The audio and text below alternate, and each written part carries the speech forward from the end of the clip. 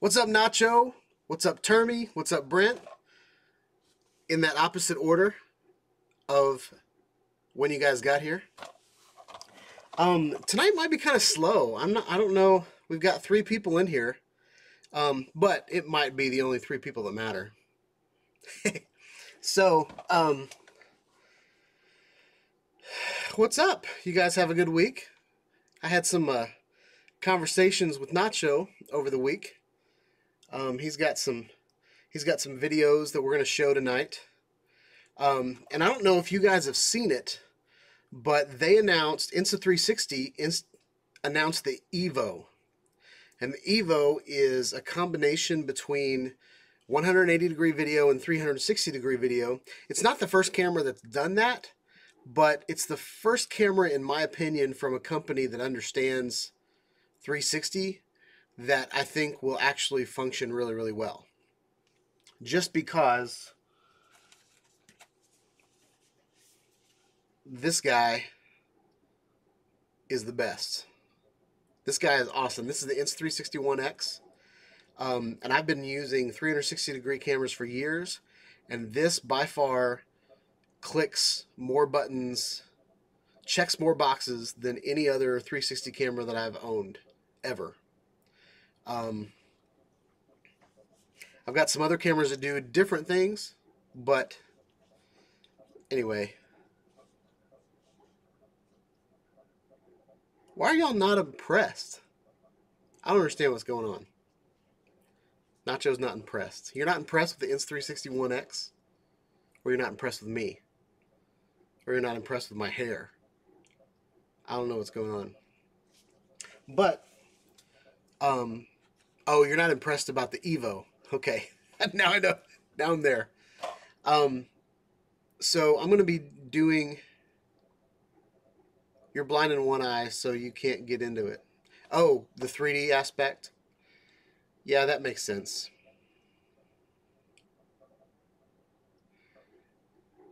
I don't know if it's ugly yet.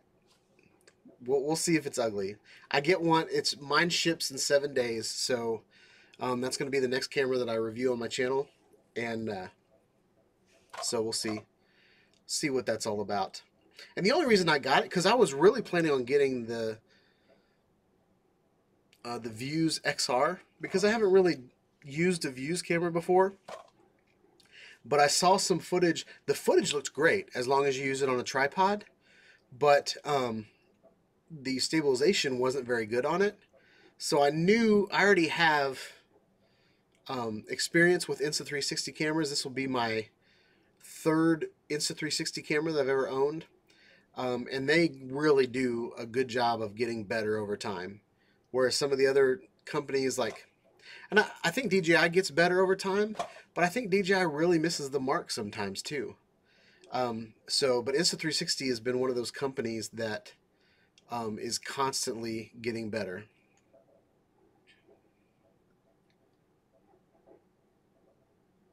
So Nacho is an ambassador for Insta360, so he's known about it for a while, but apparently he's been sworn to secrecy because I haven't heard about it. No, I'm just kidding. Yeah, I'm a big fan. I really want to be an ambassador of something, but I also prefer to review cameras after they come out because I'm getting the same camera you guys are. I don't, I watch a lot of YouTubers that, they get all the views because they have the scoop on everybody else because they're privileged, but by the time the consumers get the device, a lot of things have changed. So I don't know. That's just my own personal opinion.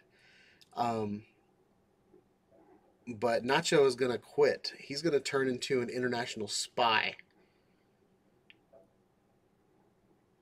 Because he showed me a video today that was pretty awesome. And it was an accident. It was a complete accident. But Nacho, I'm going to talk about you a little bit. Nacho went and he put his bike in the shop.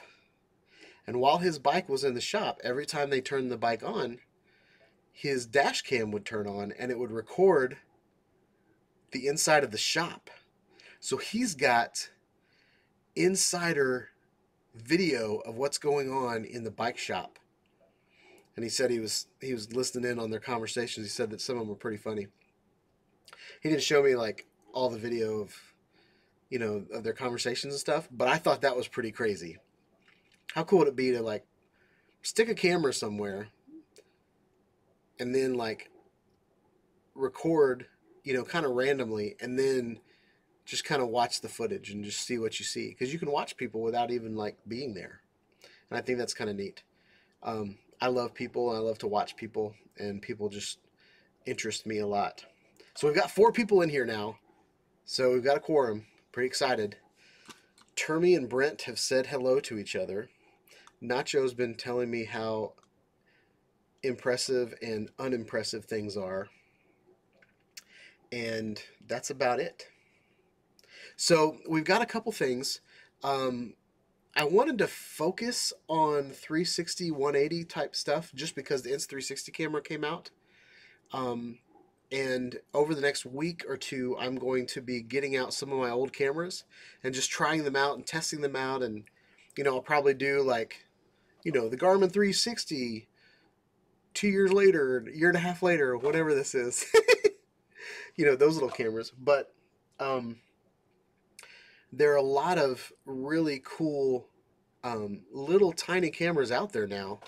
And I think, you know, 360 I thought was the future for a while. And for people that have 2 functional eyes, I think 180-degree video is really, really good. And I have an example. I have this camera. Get this camera out. This is the Lenovo Mirage, okay? And it's got, you know, 2 lenses, one on each side, and they're about the same width as my eyes, okay? Or like the same distance. I'm super impressed with this little camera, okay? This little camera, I don't want to go through the specs because I'll probably get them wrong and someone will yell at me. But this little camera shoots 2 180-degree spheres, okay? And so you can see all around you. So I went to a presentation at my kid's school, okay? And my wife, since she was a teacher at the school, she couldn't go to it because she was busy teaching her class at the same time and she couldn't get off or anything like that. So I recorded the whole presentation with my Lenovo Mirage with this little camera, and then I loaded the file up in the Oculus Go, and instead of just watching a flat video, she was able to see depth. And I don't know how to describe that to you without you guys just trying it. I don't even know how you guys get to try it. If you guys have an Oculus Go, then you can try it. Or, you know, maybe you can go to your nearest Best Buy and try out one of the Oculus headsets and go to YouTube from that Oculus headset and then check out, you know, check out a video from me or, you know, one of the other YouTubers with one of these VR 183D cameras, because I think it's the next level, guys. And especially like taking videos of your kids or, you know, special events. You know, if you get the audio correct and you get the video correct, like, you can be taken away. And these headsets have kind of like it's almost like tunnel vision, like it's like kind of black around here. But I think this one's bigger, actually. This is the camera. This is the headset that goes with the Lenovo Mirage. This is the Lenovo Mirage Solo, and this will, I don't know, I think this has a bigger field of view, but I'm not sure. But what's cool about it is I just think 360 is awesome. So I want to show you guys another camera. The EVO should have been the X bigger with 2 lenses on one side and one on the other? That's a good point. So Nacho, is there ever a time? Oh, that's interesting. What if you wanted to record 360 and 180 at the exact? Oh, that's a brilliant idea. So if you could record 360 and 180 at the exact same time, you could render both files. But if you want to do 360 video and 180 video, then you got to have 2 cameras. So that's interesting. The Q, Q, Q, I don't know how to say it, but it's QOO. The Q cam is one that does that. It's got 2 lenses on one side and 1 lens on the other side. But I don't know if it can record simultaneously. But I think that would be a brilliant idea. This is another camera I want to show you guys. This one's called the Lucid. It just says Lucid on it. I don't know what the specific name is because I haven't thought about this camera in a while. But this is the camera that I put on my Segway, and then I can remote control my Segway and drive it around, and it kind of looks like Wall-E. But this camera actually takes really good video, but the lenses are so bulbous that it captures a lot of light flare too. But this is one of my favorite designs. It's got really beautiful LEDs, got like red, blue, green indicator lights, and it actually has an HDMI out, so I can push it straight to a Ninja or something like that. And then it's got Wi-Fi, and they make an adapter. So you see how it's kind of curved on each side. They make it to where you can put 3 of these together, and you can actually record 360 degree 3D video. Okay, but I only got one, and the only reason I have one is because there was a guy on the Facebook group. He was selling it. And he was selling it for super cheap, and I was like, yeah, I'll play with that for a while. So, but let's see what we got going on here. Nacho Rolling said that would be a big chip. So a big chip would take a lot of processing to handle 360 degree and 180 at the same time. But I don't think so. Okay, I think all it needs to do is record 3 videos, because the Garmin Verb 360,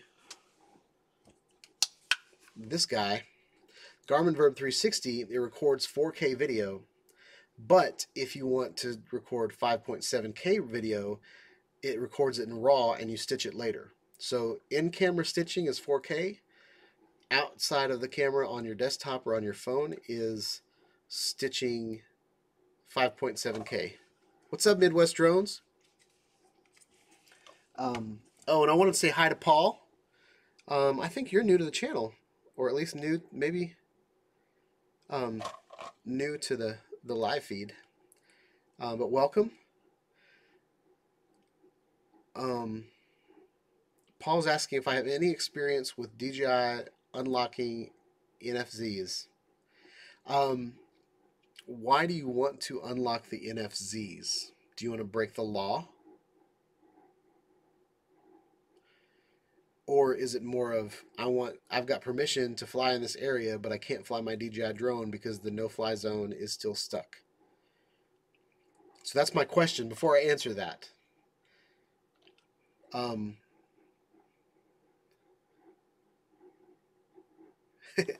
Paul. So anyway, back to my, is it a big chip? I think it really just needs to record all 3 videos and then have a desktop app where you can take your videos and it will know which ones are 3D and which ones are 360 and which ones are 180. So I really think that would just be an app thing. But that's my opinion. I'm sticking to it. You think about the GoPro Fusion. The GoPro Fusion is like, it's like 2 GoPros like slammed together in one body. Like each camera, stores the video footage in separate folders, and there's 2 batteries, and I think there's 2 batteries, if I remember right. 2 SD cards. Maybe there's 1 battery, but 2 SD cards. Um, but anyway, all that to say, there are a lot of cameras out there that use the desktop computer to render as opposed. I remember back in the day, the Gear 360, you couldn't even render. It wouldn't stitch on its own. You had to use the desktop, or you had to use a Samsung phone. So the desktop was an i7 processor, and you had to have a Samsung phone, but I think it had to at least be the S7. I think. Whew, that takes me back. The S7, the S10's out. It's a nice little piece of machinery. Um, all right, so let me catch up on the chat, guys. I'm just talking to myself, and you guys are watching me, so I apologize. Um, the Evo should have been bigger. Yep, we already got there. Termy said 3D 360. I played around with 3D 360, and it's really hard because, and the reason I say that, if you've got 2 lenses pointing this way, this one is, let's see, I'm going to try to do stage right. So this one is left and this one's right, okay?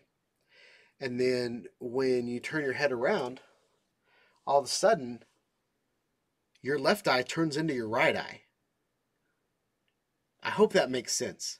But I had some serious issues when I was, so I used my 360 cameras and I put them side by side and I recorded.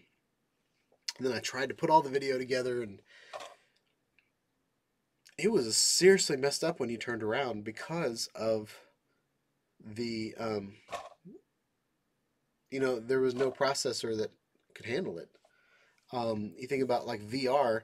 VR renders in 3D, but the only reason it renders in 3D is because what you're looking at, it renders that in 3D. But if you turn around in the room, it starts rendering that in 3D, and you only really see a square. You just, whenever you move your head, it tells you what square to show you. So, fortunately, I haven't had the DJI unlock a no-fly zone. I hope it goes smoothly if ever needed. Brett. Yes. And the only reason I say that is because I feel like the no-fly zones are governed by the FAA. And I don't know what country you're in, Paul, but in America, the FAA regulates no-fly zones, and I'm pretty sure it's regulated in other places. So what is LAANC? I'm not sure what that means. What country is that? Is that America? Oh my gosh, Midwest drones. I have not studied for my Part 107. I've been so bad. I'm off for the next 4 days of work, so I might, take some time away and just cram. I said I wanted to take the test by the end of March, and what day are we on? We're on the 13th. So I've got about 2 weeks. But I appreciate you keeping on me, Midwest. I appreciate it. San Diego, you can get approval with LAANC. What does LAANC mean? Land, air. I don't know. I'm trying to make things up. So the FAA is the Federal Aviation Association. So maybe it's the Los Angeles Aeronautic and Nautical. I don't know. I mean, the whole point is, if you get permission to fly somewhere, I'm okay with you flying there. And from what I understand, you present your certification to DJI and get them unlocked. But I don't know how to. I would never hack a drone to unlock it. I've done some stupid things with drones. I've put heavy cameras on drones, and I did something really stupid the last week or 2 weeks ago with my Unique Typhoon Q500. But I would say this, you know, if you're going to hack your drone, do it at your own risk. If you're going to use third-party software, do it at your own risk. I don't know if I can't remember if Litchi had no-fly zones in it or not, or if the no-fly zones are connected to the drone. Um, Last time I flew with Litchi was about a year and a half ago with the DJI Mavic Pro. So I don't remember exactly what was going on there. So um, so in San Diego you can get approval. Midwest, you're still studying. You know, we need to keep each other on it, keep each other honest, hold each other accountable. Let's get that license. I want it. I want people to stop, I want people to trust me as a drone guy, for one. Low altitude authorization and notification capability. I'm not sure what that is. Low altitude authorization. So you're wanting to fly.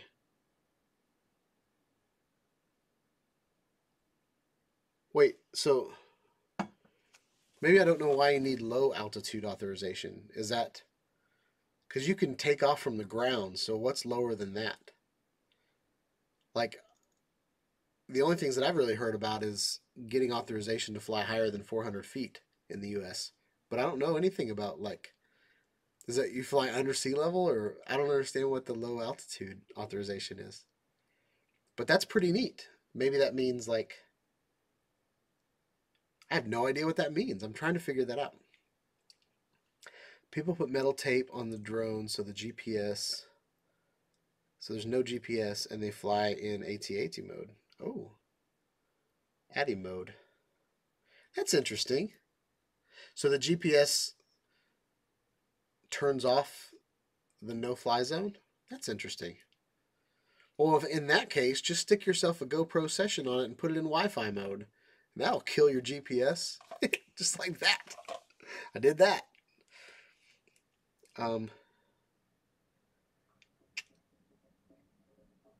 Okay, so I don't have the ability to show that video. I might show. We talked about doing a blooper roll at some point, so I might show a blooper roll in a couple weeks. But what I did, I told you guys that I was gonna take my 9-foot selfie stick and put the Insta360 1X on it, and then stick that out of the front of my Q500. So I flew it up in the air, okay, and then I got the balancing correct. The balancing was on point. I marked I put it on the drone and I put my finger in the middle of the drone and I balanced the whole drone to make sure that everything was balanced. But when it took off, what I didn't think about is, um, gravity and pointing down. So when I took off, the drone didn't take off level. Okay, the drone took off kind of like this, and you know how drones kind of like correct themselves? Well, this one didn't correct itself fast enough. So it corrected itself, but all of a sudden, all the weight from the stick went all the way down, and then like my whole drone started going this way, and then it started going this way, and then it flew over here. And in those split second, what the heck do I do moments, I figured I needed to save myself. I also wanted to save the drone, and I wanted to save my 360 camera. So, um, so I kept it low to the ground. So if there was a crash, it wouldn't fall very far. And the only thing, and since I didn't have a camera on the drone, I took the camera off to shed weight.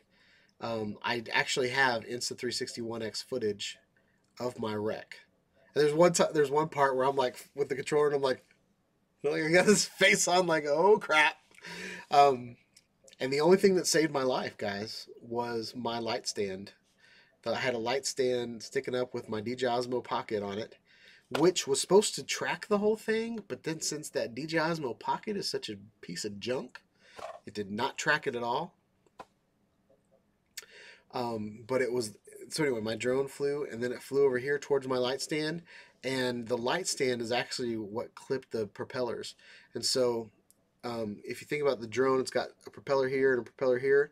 It went through and just like, choo, choo, so it knocked off those two propellers. It cut those propellers in half, and then my whole drone did a flip. And at the same time, my giant selfie stick decided to halfway close in the middle of all that. So, anyway, I got some mud on my Insta360 1X, and I broke two blades, and I got some mud in the motors. So I haven't taken the Q500 out to test it, but I got some new blades in the mail. So, and this time I got 4 unique balanced propellers. The guy that I bought it from, I think he bought some cheap generic propellers, and that's probably why the camera has some flickering going on it.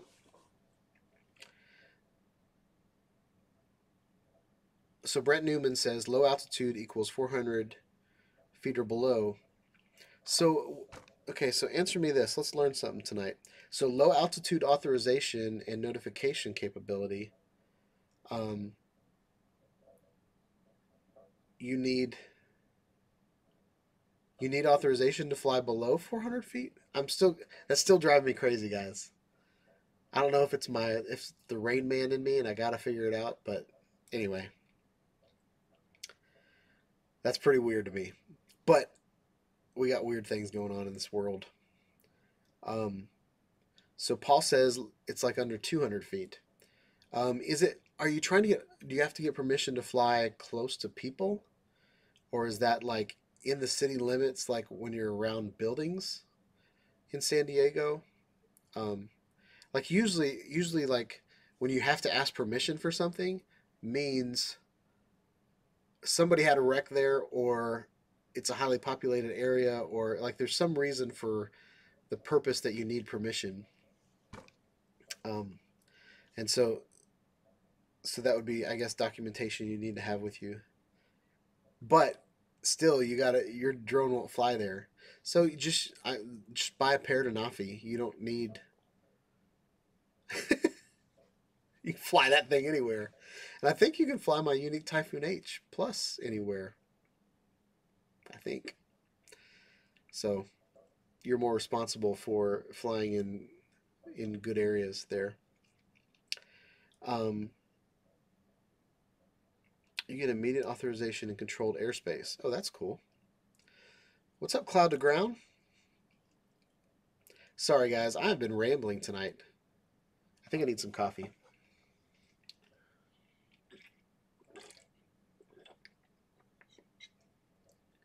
Oh, so you want to fly close to the airport. So you want to fly in an area that you're not allowed to fly in regularly. And so low altitude authorization is getting authorization in a place that has a low altitude limit. Is that correct? That makes total sense to me. So if you're close to an airport and you look it up on AirMap and it says that you can only fly 200 feet up in the air here because you're so close to an airport. Is that what we're talking about? That totally makes sense. I just learned something, I think. Or I might just look stupider for saying all that. But so via AirMap or Kitty Hawk apps, you can get instant authorization under certain AGL in no-fly zones via. Okay, y'all gotta stop using acronyms. Acronyms only are efficient if everybody knows what they mean. So if you don't know what they mean, then they're frustrating as heck.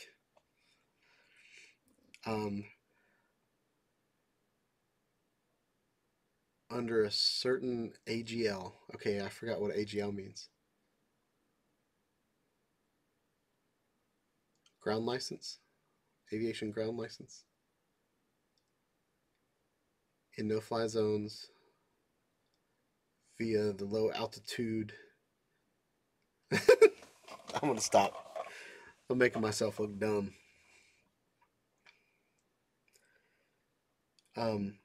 So got it. So you can fly around the airport under airplanes is kind of what you need. And I think you need to get permission from the air tower too, I believe. So you're saying, so this is from Midwest. So you're saying that in a no-fly zone, you can get authorization below 400 AGL. Paul, that's why I got the Anafi. So I can break the law. Awesome. I should post the Q500 crash footage. So Termy, I'm planning on posting on my YouTube channel the crash footage because, um, there's no point in experimenting if you just always get it right. I need to show you guys my failures as well. If I'm going to be a YouTuber that's honest, that shows you kind of my process. But I don't want to just show you guys my crash. So I'm going to show you my crash in a positive manner. So maybe over the weekend, we're going to test my drone. I'm going to show you guys how to do spot checks on your drones. Make sure your motors are rotating. Make sure your blades are on tight. And it'll be a safety video. And then I'll say the reason I put the new blades on this drone is because this happened. It was one of those nights that, like, I was trying to get a drone flight in before the sun went down, and it was freezing cold. I remember it's like 35 or 40 degrees out. So my fingers were numb. And then that happened, and so instead of me just making my video and packing up and getting in the car and turning the heater on, I had to like assess the situation. I had to find pieces of the blade. You know, I was not in the mood to deal with that night. I was a little grumpy. So, termination. Just don't buy DJI and fly where you will. Yep. I I love DJI drones. Not a super fan of their cameras, but I love their drones. So I want to. I know I hate on DJI sometimes, and I hate on their business practices a little bit more than their products they push out because they push out some beautiful pieces of tech. Um, Tower approval not necessary with LAANC. Okay, interesting.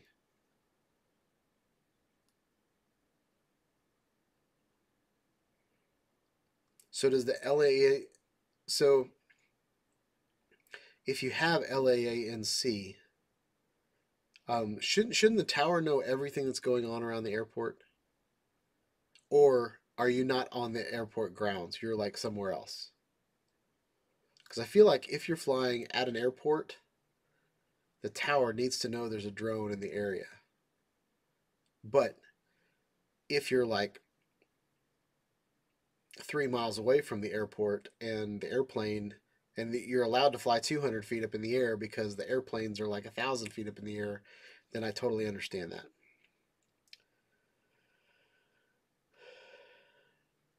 It's just the DJI is so difficult.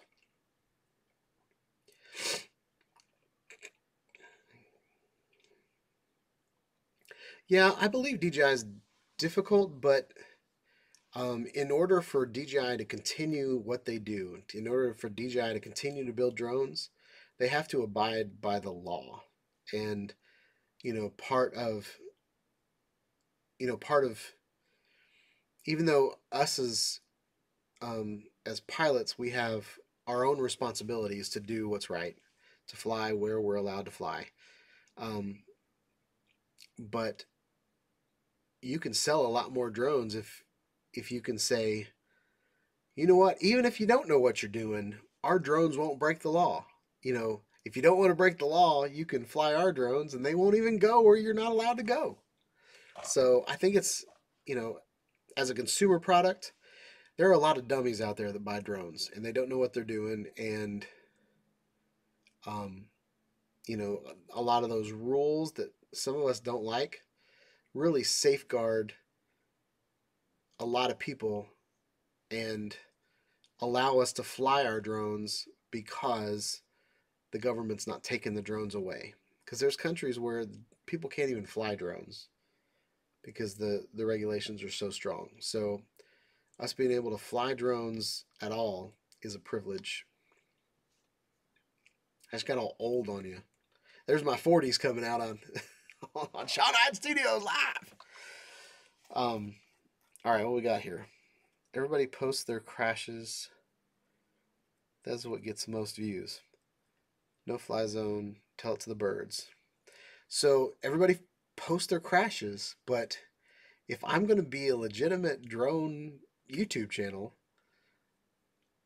so I have one video that I made a bridge for my Phantom 4, and I put my Insta360 1 on it, not the 1X, but the 1.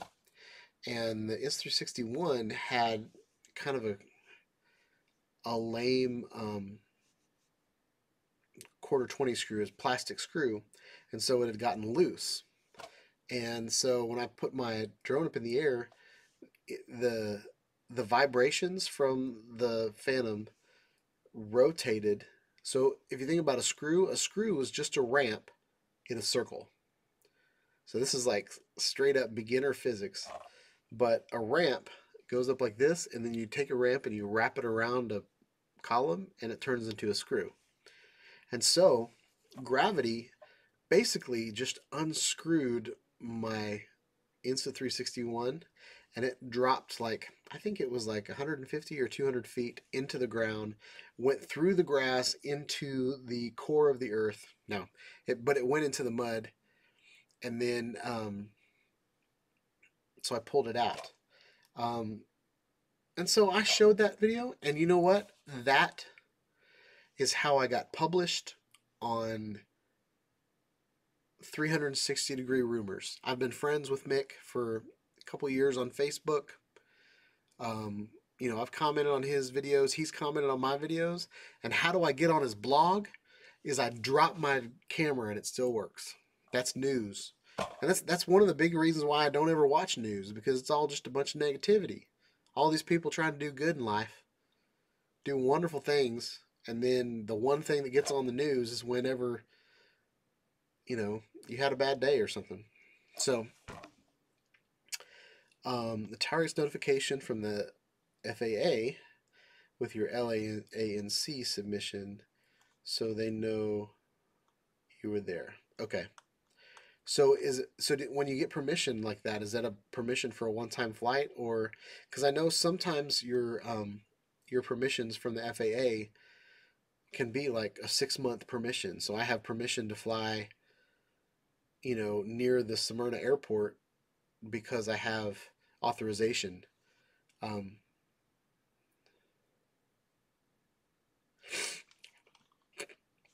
So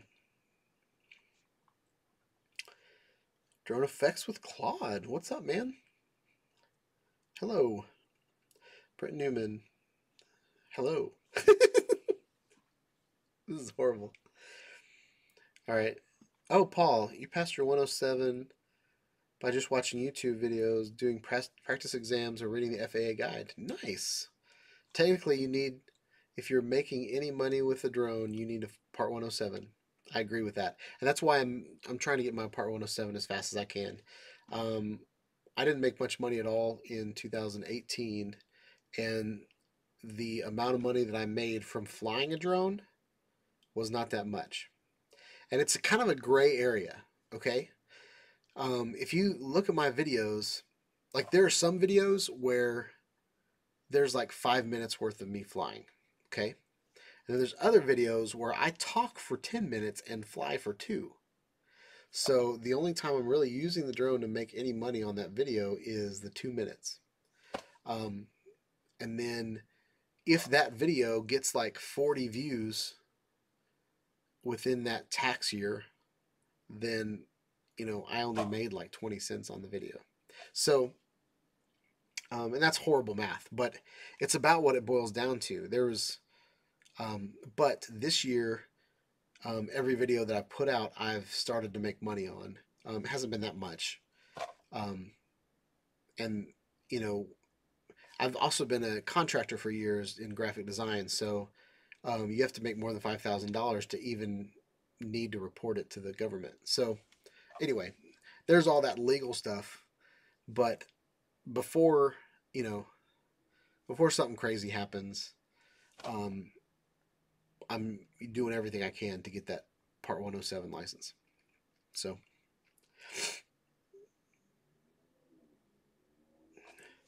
so Drone Effects with Claude has it. Sweet.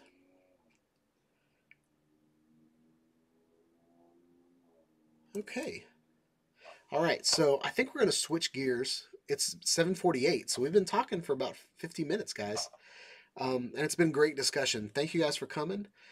Go ahead and subscribe to everybody else in here so we can build a community of like-minded people that like drones. And like, this is great discussion. I've learned so much just by you guys being in my live chat and bringing things up to talk about. It's super awesome. But I have a video. There are actually two videos.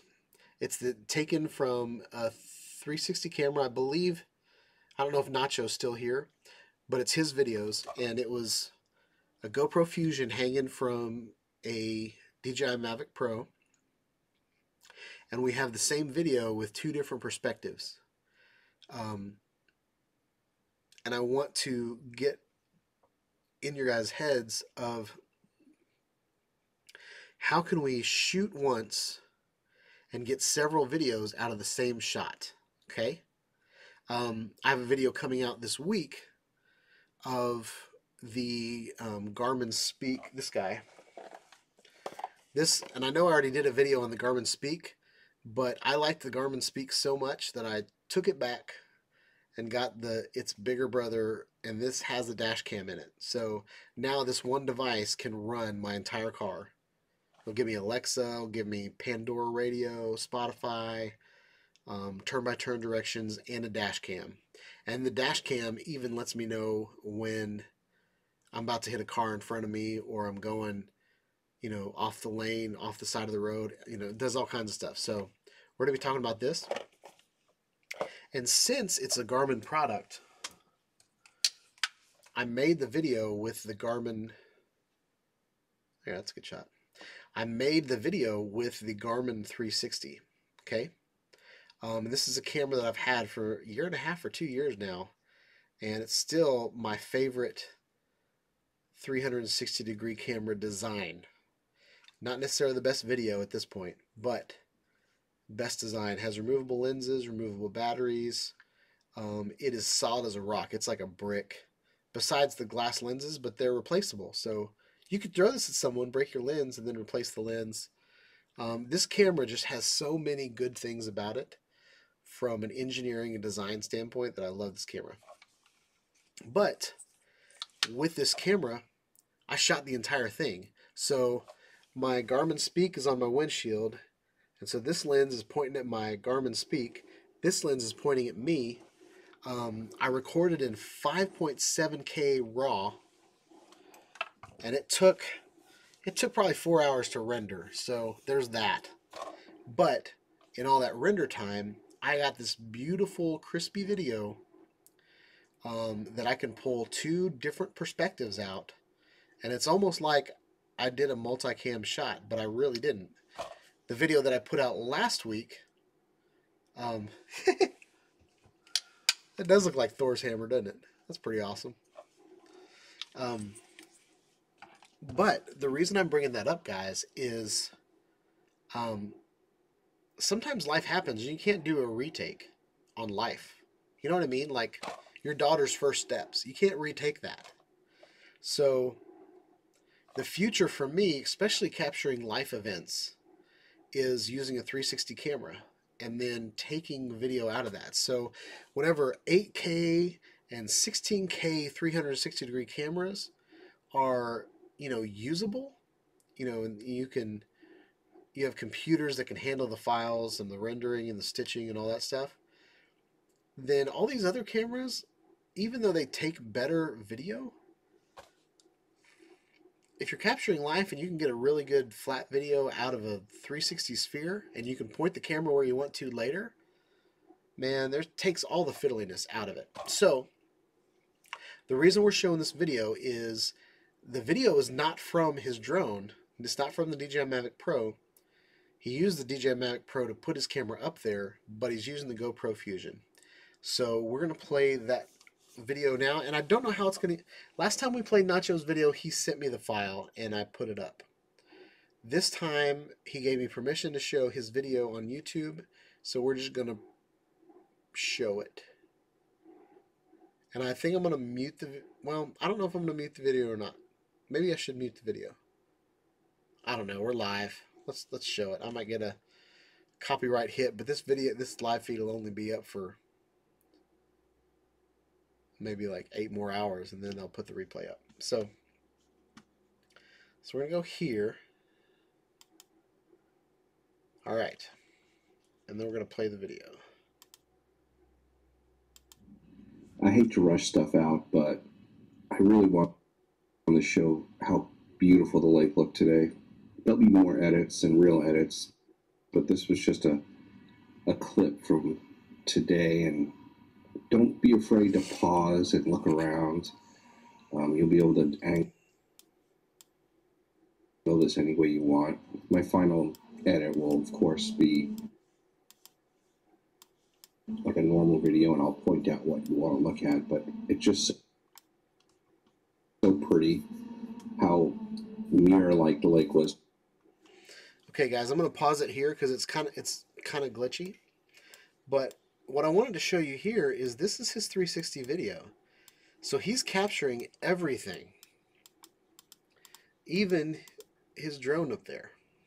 Now, the DJI Mavic Pro is such a small drone that it doesn't take up much room up there, which is kind of nice. But, you know, we have this beautiful reflection of the lake. And since it's 360, you can look at what you want to. So maybe I want to watch the video from here, and I'll play the video from this direction. And then I can go back and rewatch the video, and I can see what's happening over here. It's a completely different video. So I could turn this into a flat video, turn this into a flat video, turn this into a flat video. You know, I could even do something like this. I could point over here. So I think that's awesome. And then let's switch over to this. This is he took the same video file and then turned it into a tiny planet. So check this out.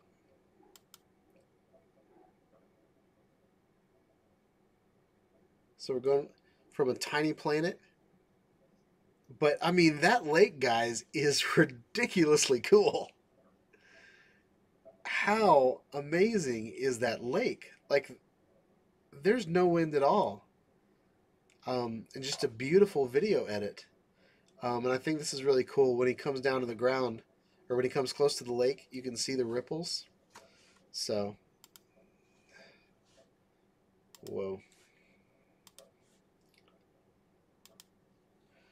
So how cool is that, guys? I think that is awesome.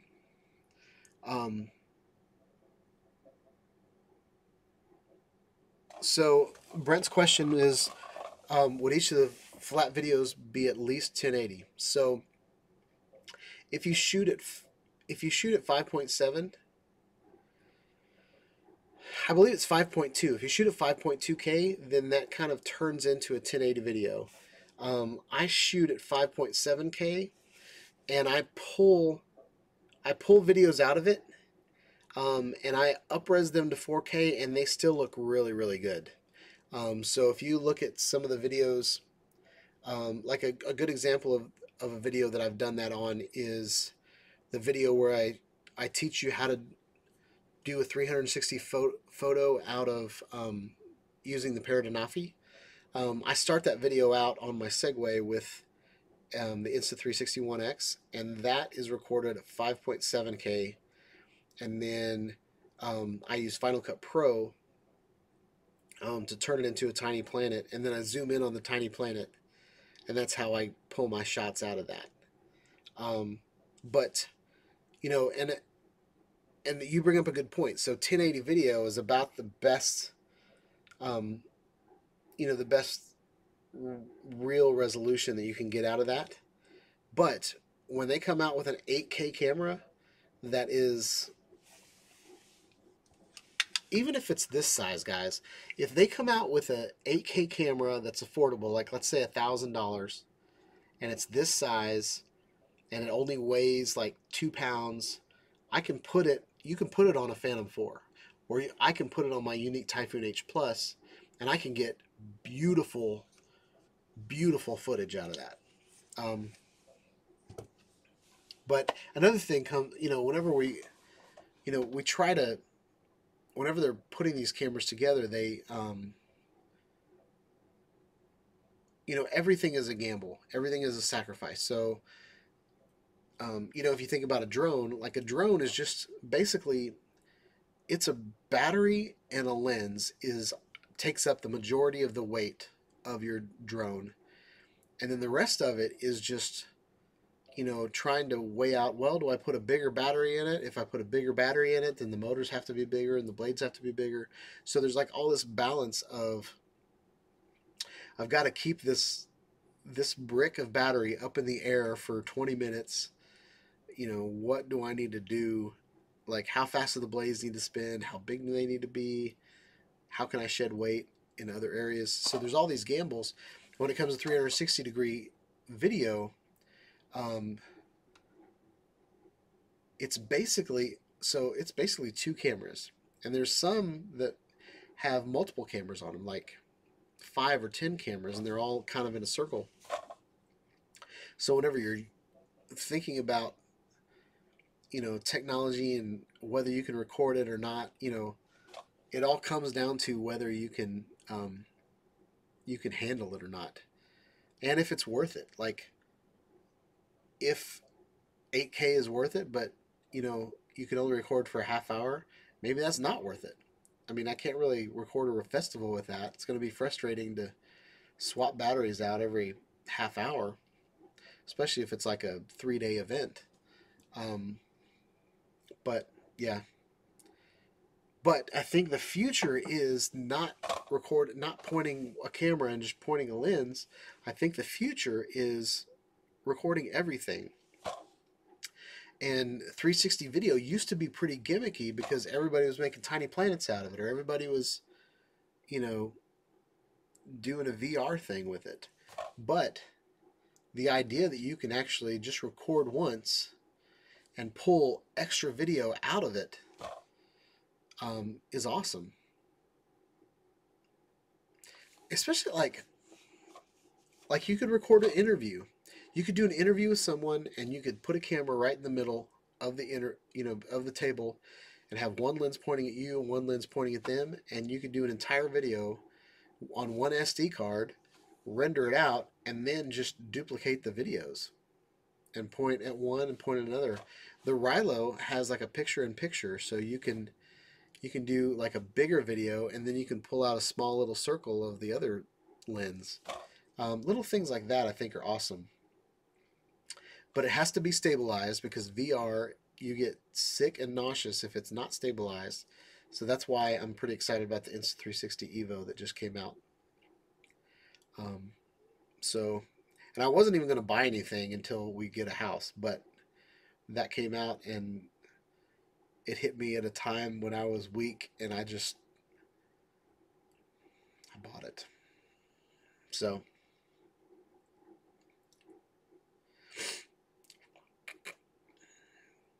from Paul, how do you select a 16.9 video view out of a 360-degree footage?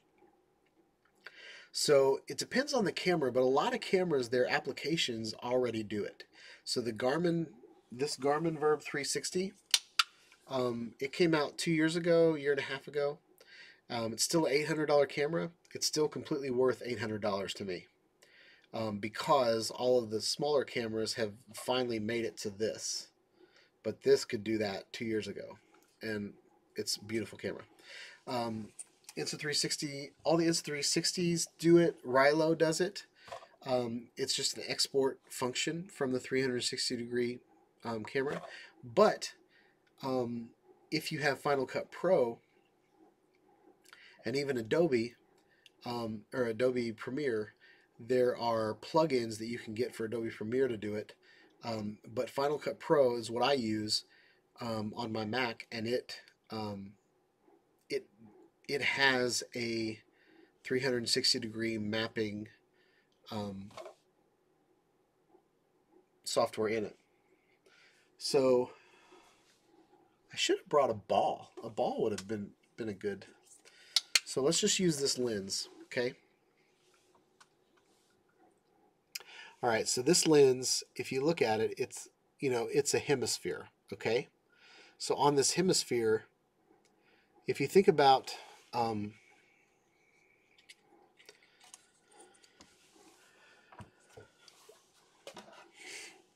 let's say our smartphone, okay?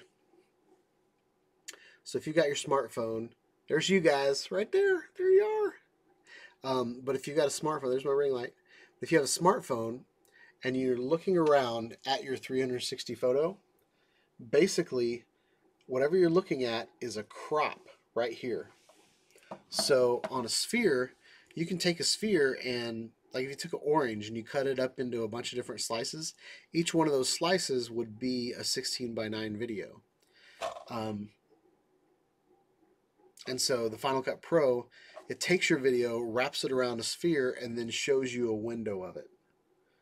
And you basically move your crop point to wherever that is. And you can determine whether you want a 16:9 video, 4:3, you can do 1:1, depending on, what type of video that you choose.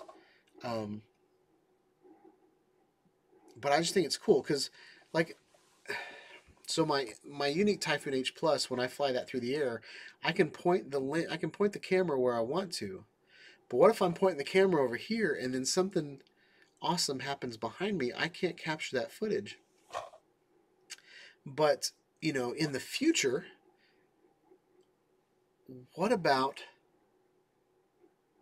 taking in the future, what, if you didn't even need to point the camera anywhere, and it didn't matter where you flew your drone to. It did. So one of the struggles that I have with DJI and Parrot, and a lot of the drones where the camera's fixed to the front, is you have to fly it like a vehicle to get it to look at whatever you want it to look at. Okay. If there's but my Unique Typhoon H Plus, since the camera rotates on the bottom 360 degrees and it can continue to go 360 degrees, I can hover my drone and then I can just point my camera at things that I want to look at. And if I want to move, then I have to move the drone. But if I just want to look at different things, I can do that. But one thing that my drone can't do is it can't look over there and look over there at the same time. So the future of drones, and I've been wanting some drone company to come out with a 360-degree drone for years. I've been putting 360-degree cameras on all my drones, hoping someone will get the hint. But if you hang a 360-degree camera from your drone, you can get everything. You can, and if the resolution is good enough, you could pull a 4K video out of an 8K 360-degree video, and it would look good. If the stabilization is good, and you can even get stabilization later. Like my Garmin Verb 360, it has stabilization options in post. Like I can stabilize it, or I can stabilize it and point it in the direction that it's going. So it knows since it's Garmin and it has like all this navigational things in it.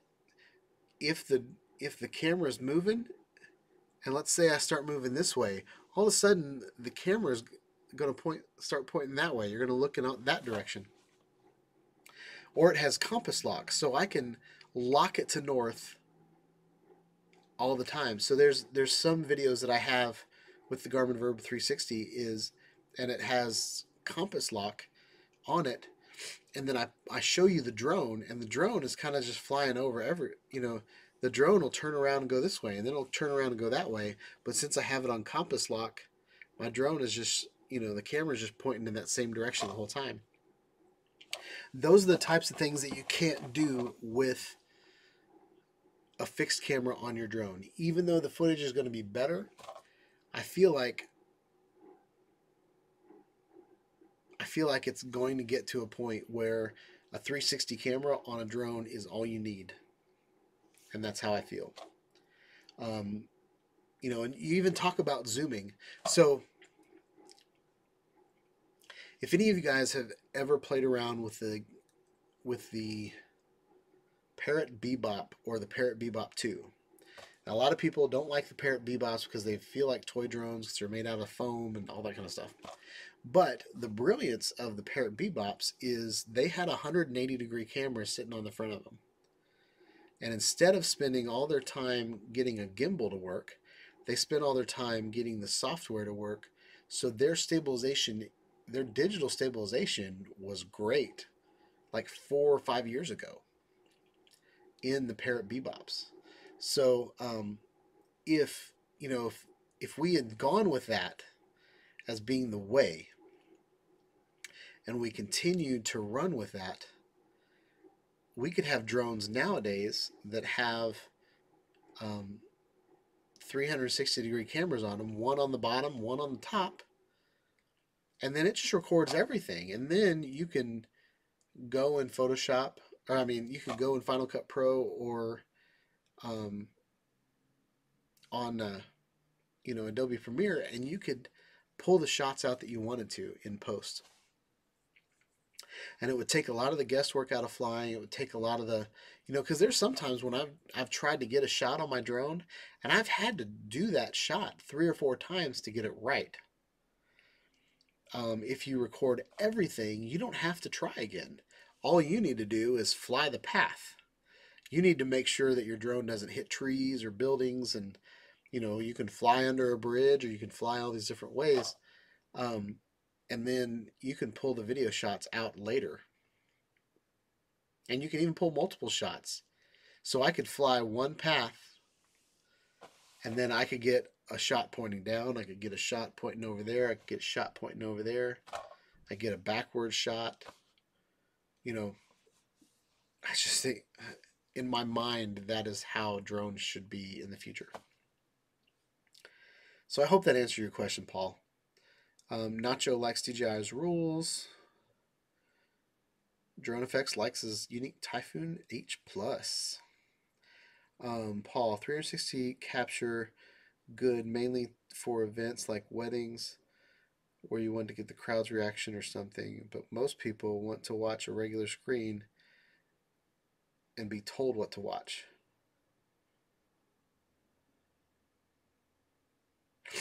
Yep, Paul. So, and just like I said, most people want to be told what to watch, and that's why I think 360-degree video, pulling rectangulars out of 360 video, is the future. And the storyteller can tell them where to look by pulling the cropped video out of it. Paul, on a drone, yep. Remake my logo graphic designer. He learns what not to do from me. Fusion on a Mavic Pro. You know what, Nacho? When you're in town, do you want me to just make your logo with you? We can do that over lunch or something. I'm actually really good and really fast. Unless you're picky and you don't know what you want. Then that might take some time. But yeah, I'll make you a logo if you want.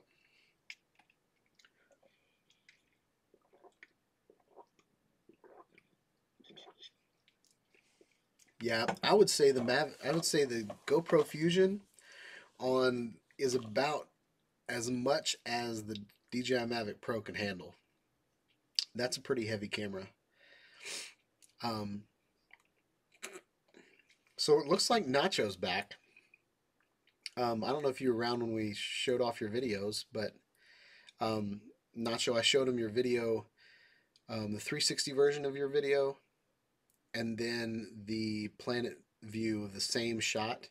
And so now we're talking about how, um, just the methodology of shooting once and pulling multiple videos out of the same shot.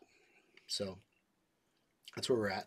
I was going to cut this off at 8 o'clock, but we've got 8 people in here, so we can keep going. My family's going to get home around 9, so we're definitely going to cut off the live feed at 9, but we can keep going if you guys want to hang out.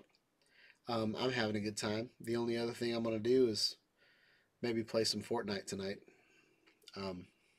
But yeah, since we have 8 people in here, I think we should still go. Paul's brought up some good points about 360 video and lank, low altitude flying. So that was a hot topic tonight. And Nacho, I told him about your dash cam, about how your bike was at the shop and you were spying on the mechanics. So that's pretty funny.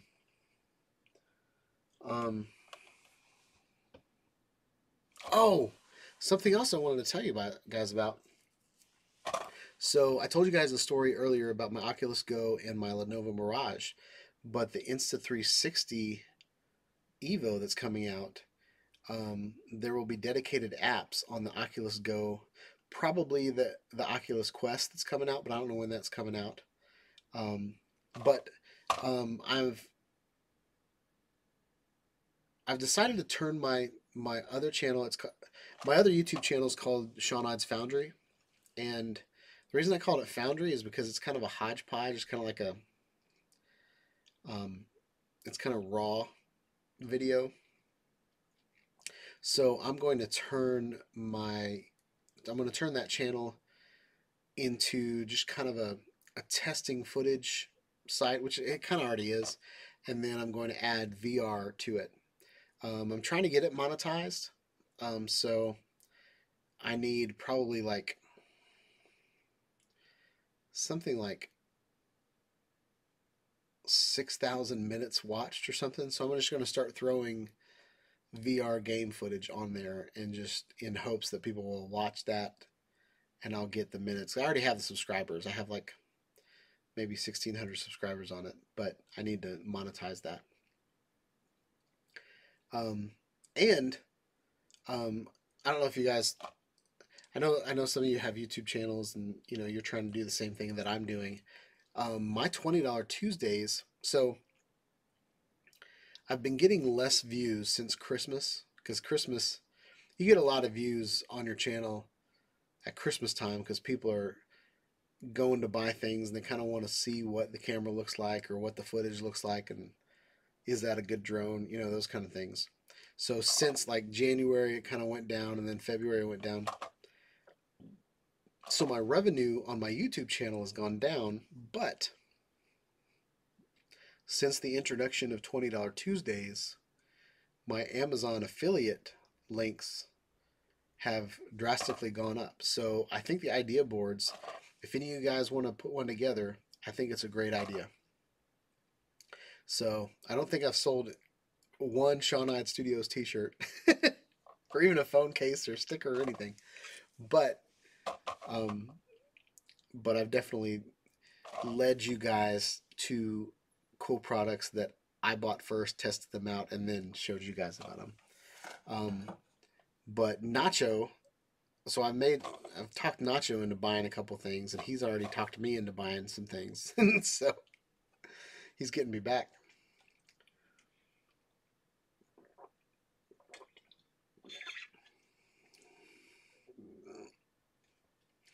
So Drone Effects found when he got his Typhoon that my videos helped him out a lot. Very cool. I'm thinking about getting a unique Typhoon H again. Because the Q500, I don't know how much more I'm going to use it.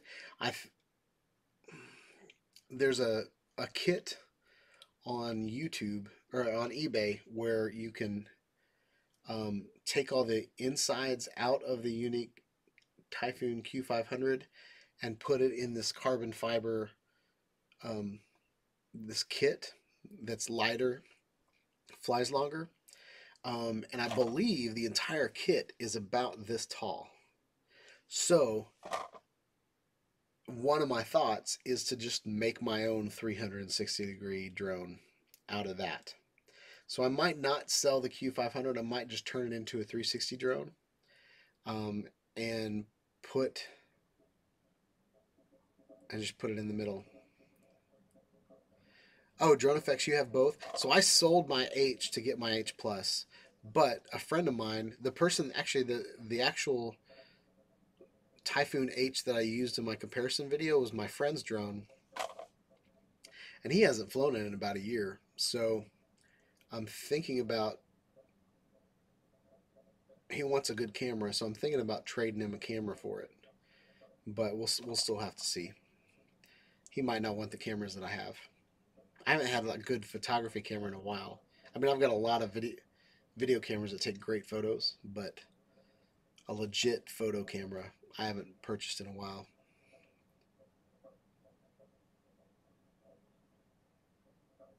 Yeah, Nacho, where is that lake? That lake is beautiful, especially on that day with like no wind, where the water was glass. That was beautiful video. I'm actually planning on looking at that in my Oculus Go and just putting it on pause and looking around with your pleasant voice in the background.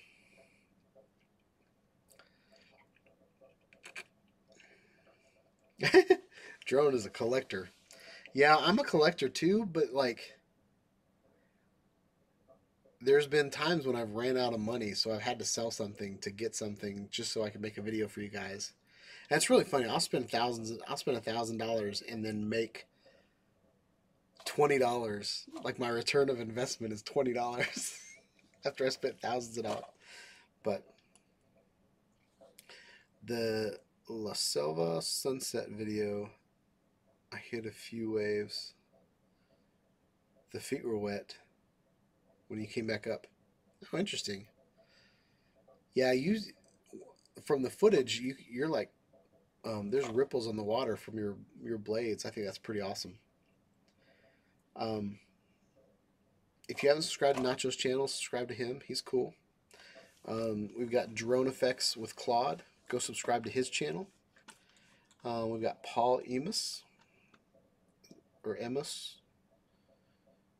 I'm gonna stop saying people's names because I butcher them. But go check out his channel if he has one. Brett Newman is in the house. Termination. Cloud to Ground. So you can go back in Midwest Drones. You can go through and see all the different people that have participated tonight. And I would love for you guys to support them in their YouTube efforts. Um, so yeah. Wow, 820. This thing is like going on. So Paul said, I thought 3D was dead. So what's with the EVO? So 3D TVs is dead, but 3D as a thing is not dead. 3D. So I believe the next 5 years is going to be kind of the introduction of VR to the masses. And the reason I say it that way, over the last several years, the only way to view VR was through an expensive headset with expensive controllers, and then you had to get really, really beefed up PC in order to run it. So you had the Vive from HTC, and then you have the Oculus Rift. Some phone manufacturers have come out with VR type devices, which is the Gear VR from Samsung, and then the Gear, and it was developed by Oculus, and then Oculus came out with their own Go, which took the phone out of the scenario, so you didn't have to use your own phone, but it's pretty much the same thing. I have both, and they're pretty much exactly the same thing. And then the and then Lenovo. Oh, and then Google came out with Dream, which is a whole nother type VR setup, but it's still mobile. It's a mobile VR, so it's kind of an untethered version of VR. And then this year, the Quest is coming out. So with VR kind of on the forefront, VR is becoming affordable. It's becoming untethered to PCs, which I feel like is going to be super important in the upcoming years. Because even though VR on your PC is the best way to view it, it's still really annoying with the wires sticking out of the back of your head. It's really annoying. I'll get caught up on it. Anyway. So 3D is dead, but 3D in VR is so cool. And being able to record yourself in 3D, and also Facebook has been doing a lot with 3D lately.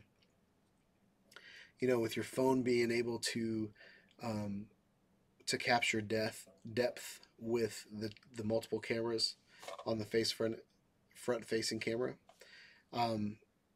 So 3D, I don't think 3D will ever be dead, but 3D TVs were too expensive, and I think they were ahead of their time. I think they were too expensive, and you had to buy a special pair of glasses that only worked with your TV, and it was just kind of a mess. When you're dealing with consumers need something to purchase that is simple to use.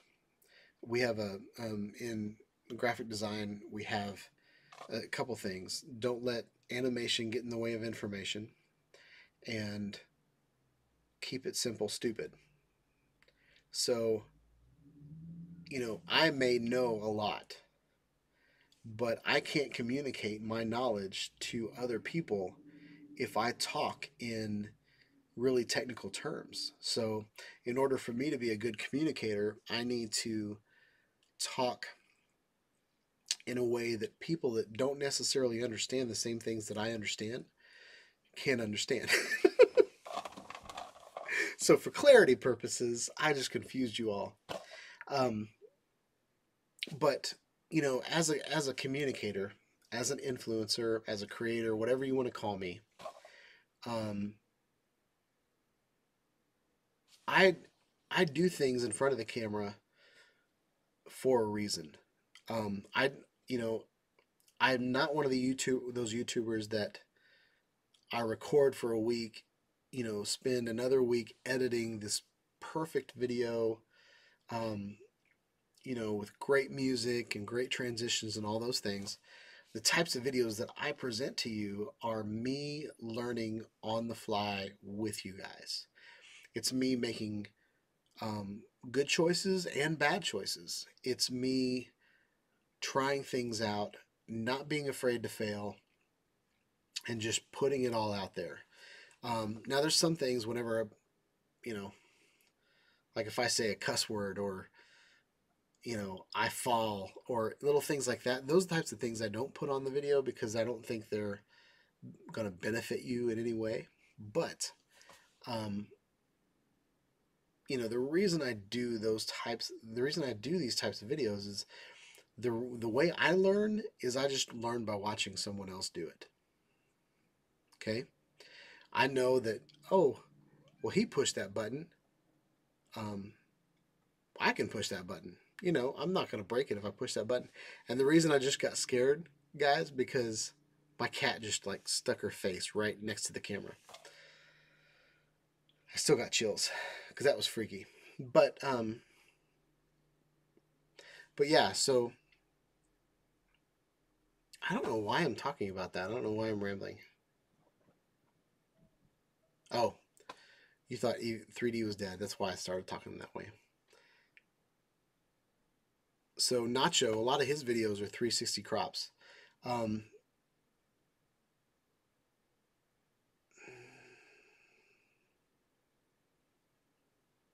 you know what? Since we got YouTube up, I'll show you.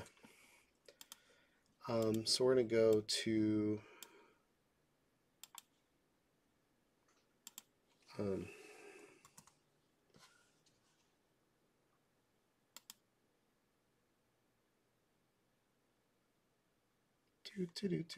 Oh, Shawn Ide Studios is live right now. Oh, I'm just playing with you guys.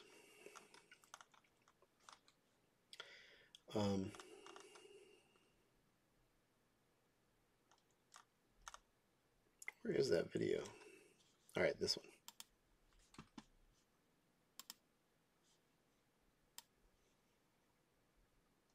Okay.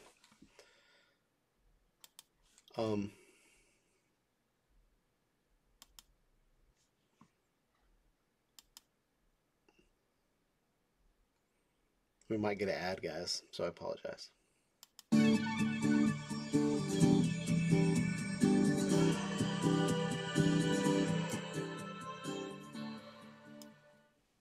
What's up, guys? Shawn here.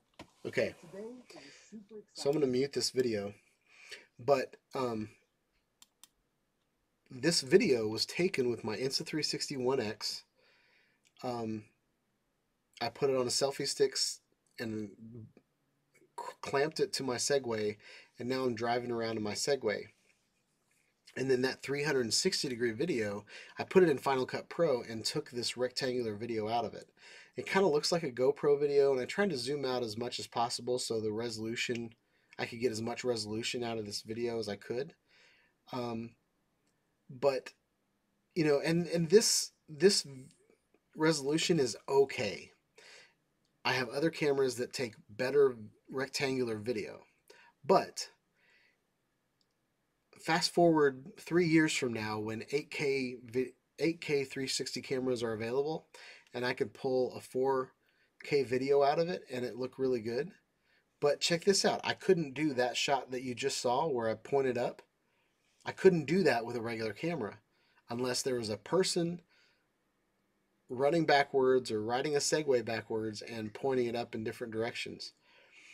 So I'm able to do this kind of tiny planet or like a tunnel version of a tiny planet. I'm able to do those types of shots because I shot with a 360-degree camera. So as 360-degree camera resolutions get better, my videos will only get better, guys. Now, I'm definitely will probably need to get a bigger computer to handle that type of resolution. But, you know, from this 360-degree video, oh, no, that's not what I wanted to go. Where is that? Maybe right here. All right, and I'm streaming a stream, so I don't know how good this is going to be. I probably should have just let the video play a little bit more. But where I start driving away, you'll see the power of 360-degree video. It's just really cool, guys. So here we go. I think we're about to do it. So I'm able to pan the video. Look, you know, I've moved the camera around. I mean, I haven't touched the camera, but I've moved the view to what I'm looking at. So I'm able to, you know, do a single shot, point the camera in different directions, and pull a rectangular video out of it. And then right here, I decide to start looking back at myself again. So I just think it's really, really cool that you can pull these types of videos out of one shot. So that's all I have, guys. That is what I want. That's what I think is the future. And that's what I wanted to talk about tonight, guys. So excited that you guys came in to hang out with me on Wednesday night. And yeah. So we've talked about 360, we talked about 180, we talked about Insta360, we've talked about drones, we've talked about regulations. What else do you guys want to talk about, or do you want to call it a night? Let's take a vote. If you guys want me to keep talking, say, keep talking, Shawn. I'll give you 5. Are you getting hit by the historic bomb cyclone storm? I am not getting hit by the bomb cyclone storm, but today it was super windy in Nashville. It was a beautiful day. I wanted to fly my drone so bad. We had all these really cool clouds. Um, so I wanted to get some 360 video or 360 photos, but I'm not getting hit by the storm. But my prayers are with the people that are actually getting hit with it, because that's just terrible. Um, oh, Christopher. Hello, Christopher. Let's talk about the Paradenofi. Okay, so what do you want to talk about the Paradenofi? Um, I'm thinking about doing, since I have a little bit of time this week, I'm thinking about doing a final recap of flight plan, and I also want to do a video on waypoints in Touch to Fly, because they've just updated that. Brett Newman went a little acronym crazy. Let's talk about, ETRs and TAFs and Lanix and AGL, AGIS and CTAFs. LOL.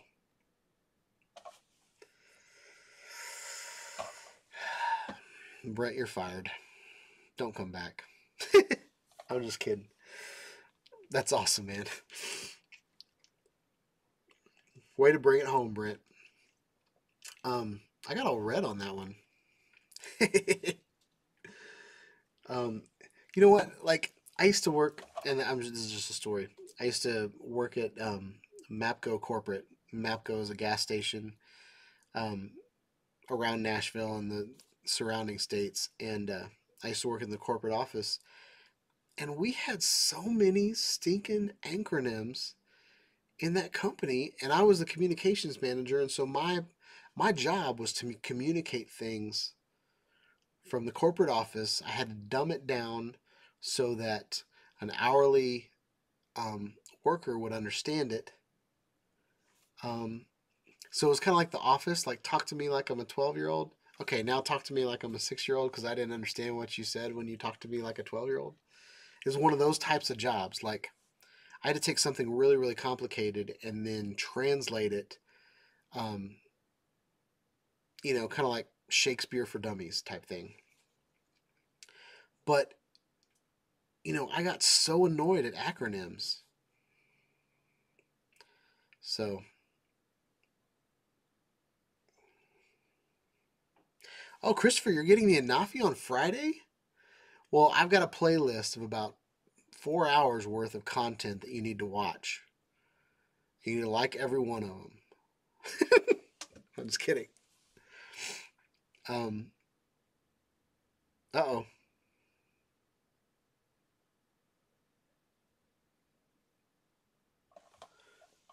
You know what's funny? I don't want to stream this thing twice and use up all my bandwidth. So I show my thing on the live stream. So even these messages that are held for review, they still show up in my live feed. So whenever I have fiber, we're going to figure that out. But for now, we're going to go ahead and show that. So Brent Newman gave me 2 thumbs up. He's trying to redeem himself after that frustrating comment. I appreciate it, Brent. Well, I said show. There we go.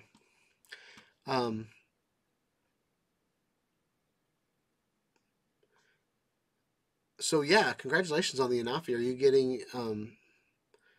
the base model, or are you getting the, what is it, Paradenofi Extended?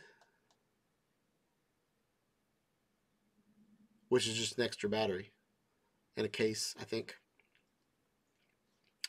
I just learned how to read meter and TAF last month. I'm also studying for my Part 107. Good luck on your Part 107. That's awesome. I'm trying to get mine as well. And I'm trying to be really transparent about it, because I don't want to be dishonest with you guys. Paul Emus has a new video in Follow Me Ride Also did his grandkid in a crowded park playground, and people weren't alarmed because it was so quiet. Yeah, the Parrot Anafi is the quietest drone I've ever flown. Actually, I've got a video. I'm also trying to get some videos out of the backlog. So there's like some videos that I put out last week that I probably made a month ago, but I never got them out. But one of those videos is comparing, and I might just completely redo it, but I don't know. But it's comparing the Parrot Anafi and the DJI Mavic Air, and I hadn't flown the Mavic Air in maybe 4 months or something like that. Ever since I got the Anafi, and I was so surprised of the different sounds. Like even though I think the Mavic Air is like the coolest drone, because I think it's the Mavic Air is a sweet spot. Like I loved my DJI Spark, but the video footage wasn't good enough. And then I loved my DJI Mavic Pro, but once I got the Spark, I was like, Mavic Pro's big. And then when the Mavic Air came out, it was like a beautiful marriage of both of those drones, and it was like a super sweet spot for me. Like, this is a drone that I could always have in my backpack, and I could throw it up in the air. Um, it's fire engine red or lava red, but um, but man, when I flew that at the same time that I flew my Parrot Anafi, so I flew my Parrot Anafi, brought it down, and I've been used to the Parrot Anafi not making any sound. And then I flew my DJI Mavic Air, and that thing was like, it had this annoying like, and I don't know, I just didn't like it. But I love my Mavic Air. It's an awesome drone.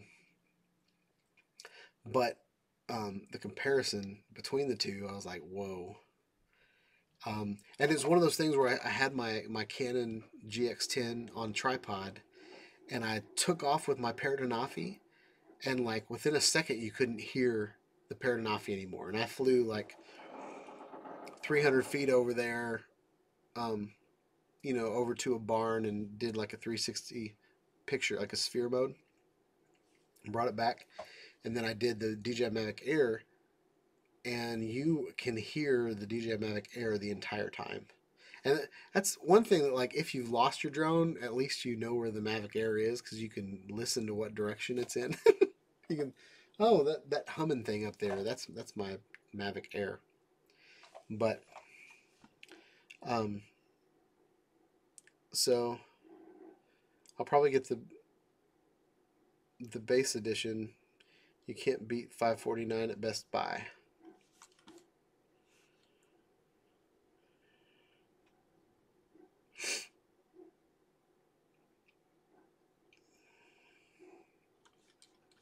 Some fella. Oh, hey, some fella. That's a cool name. Bought the extended Anafi 5 days ago. Not good weather in the UK. Had a little time to play with it though. Sweet. Christopher, that's as much as I paid for the Spark Fly More. Some fella, by the way, the advice on your channel helped me decide. Cool. I love hearing that, guys. Not because I want to tweak my own horn, but it kind of gives me purpose. Like, I feel like, I wanted to do a YouTube channel a while back, and I was like, well, maybe, people aren't going to listen to this fat man, just play around with his toys.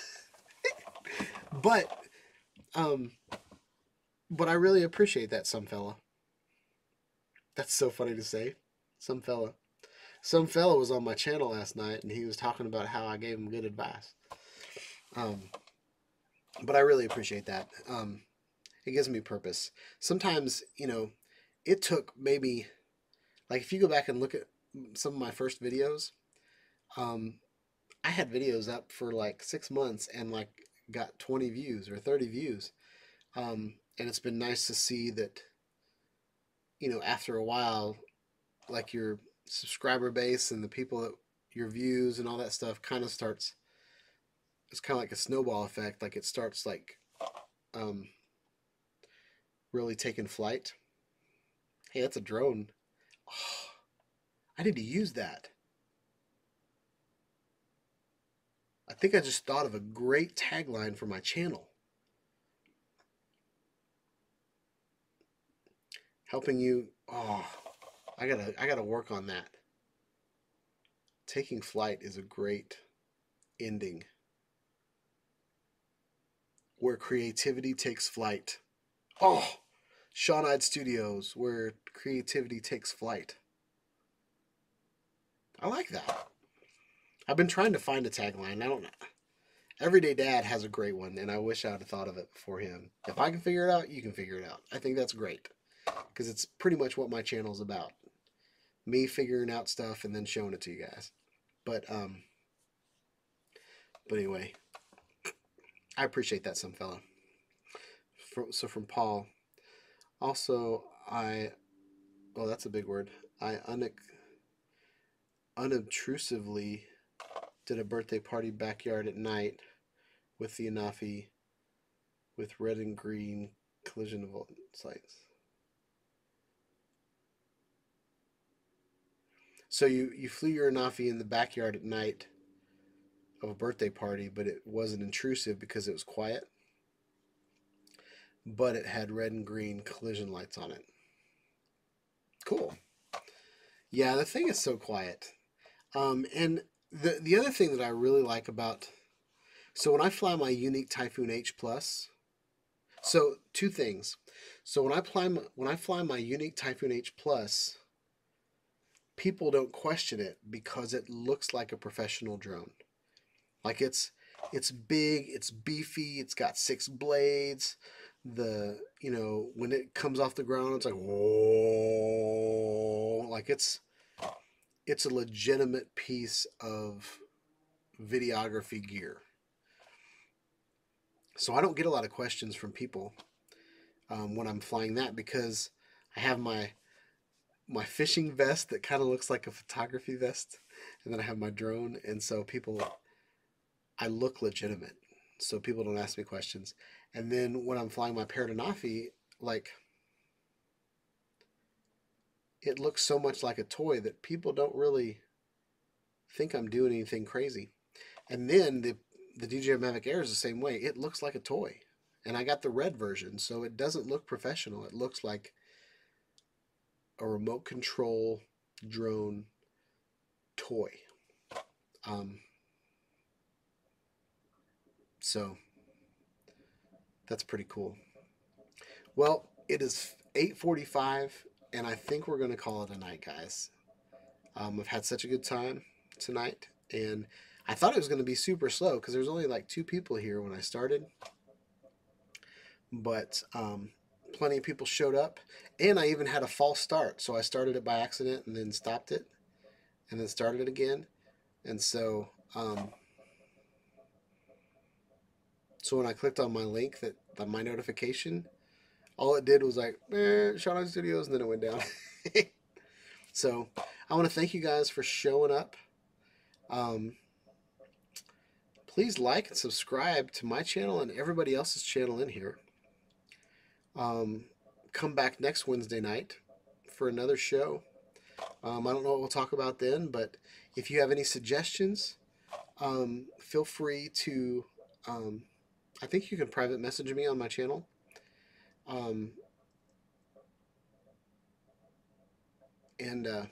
Yeah, hope you guys have a wonderful night, and peace out, guys.